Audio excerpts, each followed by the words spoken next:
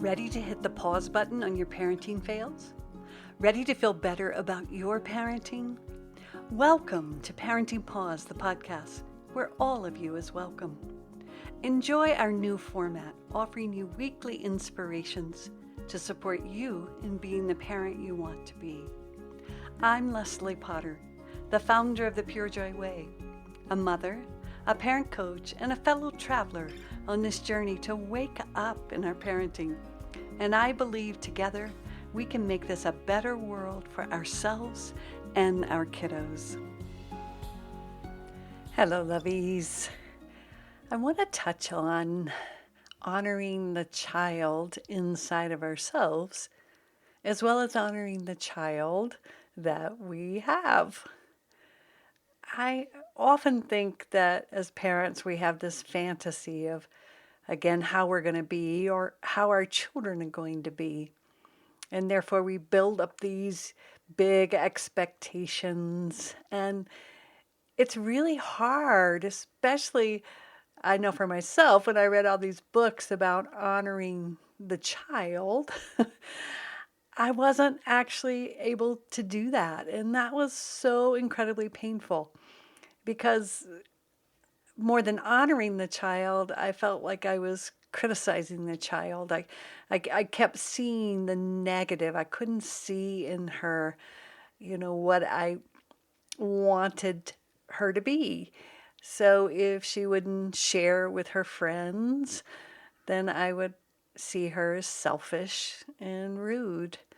If she wouldn't get off the computer, I would see her as addicted, right? Frying her brain. So I just began to notice all these places where I was seeing her. They were also the same places I saw in myself, such as if I got kind of caught up in Facebook or Instagram, I would, beat myself up and say, oh man, I was just addicted. And if I wanted to set a healthy boundary, if I wanted to say no, I didn't want to do something, I felt I was selfish and rude. And I began to see how this, everything I saw in my daughter, like she was the location of all the negative that I wasn't willing to own and be with and offer kindness to in myself. So this is when I began to find that I had to be willing to do the work first. It's really easy to think that you can be with your children's feelings, or you can honor your child, or you can do all these things for your child, which I wanted to do. I wanted to help my child. I wanted to create the most incredible environment. And yet what I didn't know was, until I honored myself, until I came out of division against myself or against parts of myself, I was constantly going to see, especially that repressed material or the parts that I didn't like, I was constantly going to have a location outside to not honor, to aggress on. And of course, my daughter became that location. And I want you to play with this week as you're listening. Most likely your partner or the government or your child, there is someone that is going to hold the location of whatever you have not honored in yourself. So I want you to explore this a little bit and go gently and very lightly as you explore this, because it's really hard to begin to own our projections, right? And the reason we project out is that it's so painful to have those parts inside. Like, we work so hard to deny those, to put them away secretly, to try to pretend that they don't exist. Because if they did, when we were young, we would get in trouble, we would be called rude, we'd be called mean, selfish. Well, no one wants to go down that road, right? No one wants that. As a child, we want to be seen as good, because when you're good, what do? You get lots of love. You get a lot of attention. So we work really hard to try to push down and repress the parts of ourselves that we notice very quickly that the adults have a hard time with. They're uncomfortable. They withdraw love. They consequence. They punish. So it's very normal. But what begins to happen is we start to dishonor parts of ourselves. We see them not in a true light.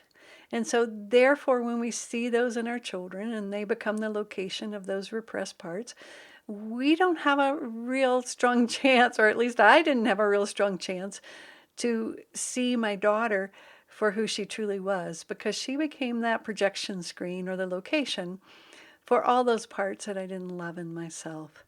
So go gently as we begin to invite those parts of ourselves back. One of the ways is we can see them in our children and we can say, well, where do I have that same behavior or those same feelings in a different form?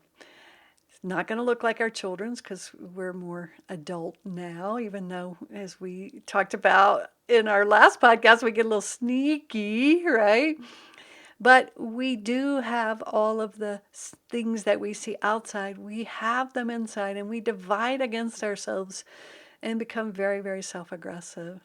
So you want to play with, what would it be like to invite those parts of yourself that maybe you learned to hate? What would it be like to invite them to the table, hear their story, love on them, offer them kindness, and begin to honor that you are a full human being. You're not just one-sided. You're not just good, and you're not just bad.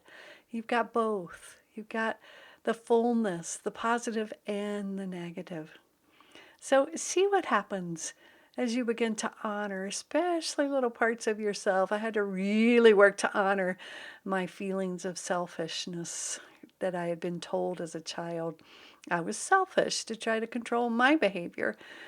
So slowly I've begun to embrace and experience feeling selfish without identifying that I am a selfish person.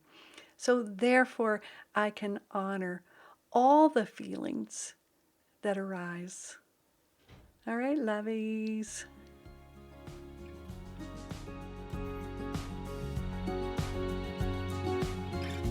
On October 6th, listen in to my talk on healthy boundaries and big feelings with Jason and Cecilia at the free online Happily Family Conference. You'll find the link in the show notes.